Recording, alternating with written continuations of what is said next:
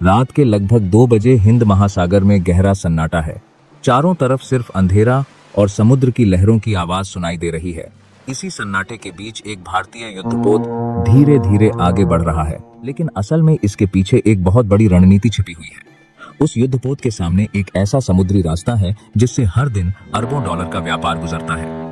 दुनिया के हजारों जहाज इसी रास्ते से एशिया, यूरोप और मिडिल ईस्ट के बीच सामान लेकर जाते हैं। अगर यह रास्ता सिर्फ कुछ दिनों के लिए भी बंद हो जाए तो दुनिया की दूसरी सबसे बड़ी अर्थव्यवस्था को बहुत बड़ा झटका लग सकता है। यही वजह है कि कई रक्षा विशेषज्ञ मानते हैं कि अगर कभी भारत और चीन के बीच असली युद्ध हुआ तो उसका फैसला हिमालय की पहाड़ियों में नहीं बल्कि समुद्र के बीच हो सकता है। 21वीं सदी में एशिया की दो सबसे बड़ी ताकतें तेजी से आगे बढ़ रही हैं, भारत और चीन। एक तरफ भारत है जो दुनिया का सबसे बड़ा लोकतंत्र है और जिसकी अर्थव्यवस्था लगातार बढ़ रही है। दूसरी तरफ चीन है जिसने पिछले कुछ दशकों में खुद को दुनिया की सबसे शक्तिशाली अर्थव्यवस्थाओं में शामिल कर लिया है। लेकिन इन दोनों देशों के बीच संबंध हमेशा से आसान नहीं रहे। दोनों देशों के बीच लगभग 3500 किलोमीटर लंबी सीमा है और कई जगहों पर सीमा को लेकर विवाद भी मौजूद है। इतिहास में भी इन दोनों देशों के बीच संघर्ष हो चुका है।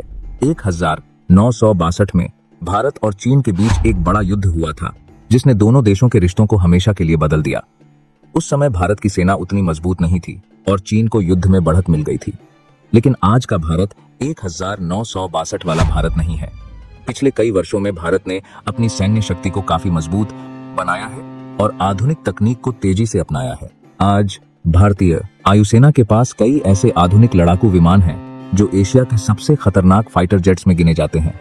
उदाहरण के लिए डसॉल रफाले और सुखोई Su-30 MKI जैसे विमान किसी भी संभावित संघर्ष की स्थिति में भारत को बड़ी ताकत देते हैं। इन विमानों की स्पीड, रेंज और हथियार प्रणाली इतनी उन्नत है कि वे लंबी दूरी से ही दुश्मन के ठिकानों को निशाना बना सकते हैं।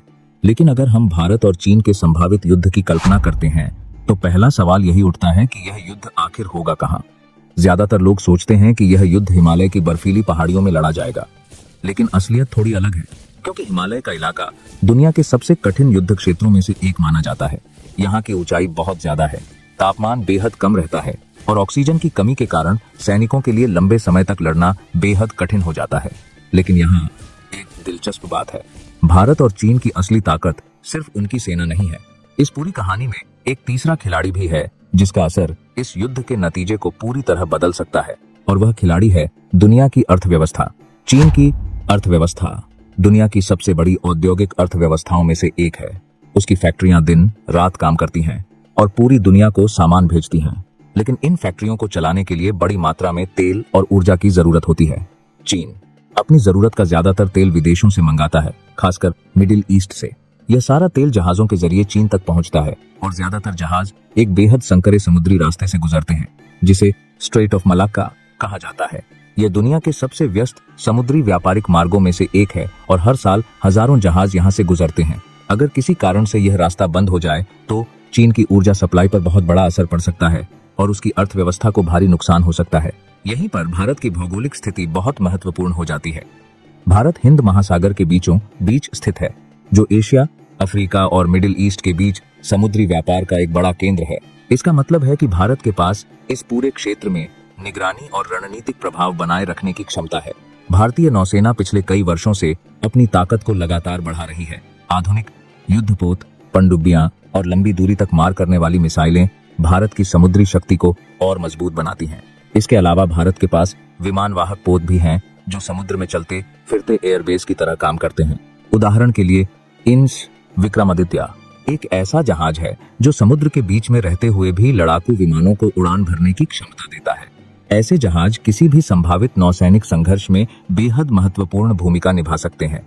लेकिन अगर आपको लगता है कि चीन इस कमजोरी को नहीं समझता तो आप गलत हो सकते हैं, क्योंकि पिछले कई सालों से चीन चुपचाप एक ऐसी रणनीति पर काम कर रहा है जो हिंद महासागर में उसकी मौजूदगी को मजबूत बनाती है।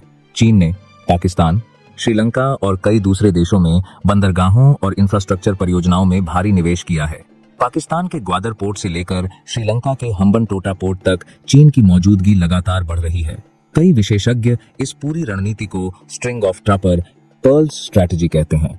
इस रणनीति का उद्देश्य समुद्र में चीन की उपस्थिति को मजबूत करना और अपने व्यापारिक रास्तों को सुरक्षित रखना है। चीन यह अच्छी तरह समझता है कि आने वाले समय में समुद्र पर नियंत्रण ही वैश्विक ताकत का सबसे बड़ा आधार बन सकता है। लेकिन कहानी यही खत्म नहीं होती। अगर भारत और चीन के बीच कभी बड़ा युद्ध शुरू होता है तो वह सिर्फ जमीन या समुद्र तक सीमित नहीं रहेगा। आधुनिक युद्ध कई अलग अलग स्तरों पर लड़ा जाता है। इसमें साइबर हमले भी शामिल हो सकते हैं, जहां दुश्मन देश के कंप्यूटर नेटवर्क और महत्वपूर्ण सिस्टम को निशाना बनाया जाता है।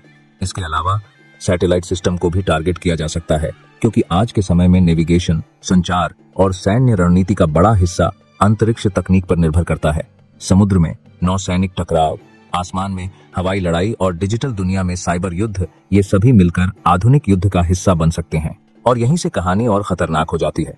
अगर भारत और चीन के बीच बड़ा युद्ध शुरू होता है तो यह सिर्फ दो देशों के बीच नहीं रहेगा।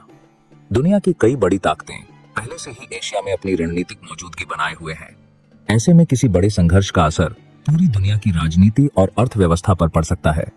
अंतरराष्ट्रीय व्यापार, ऊर्जा सप्लाई और वैश्विक बाजार सब कुछ प्रभावित हो सकता है। इसलिए भारत और चीन की टक्कर सिर्फ दो देशों की लड़ाई नहीं है, यह एशिया के भविष्य की लड़ाई है, समुद्री रास्तों के नियंत्रण की लड़ाई है और यह तय कर सकती है कि आने वाले दशकों में दुनिया की अगली सुपर पावर कौन बनेगी।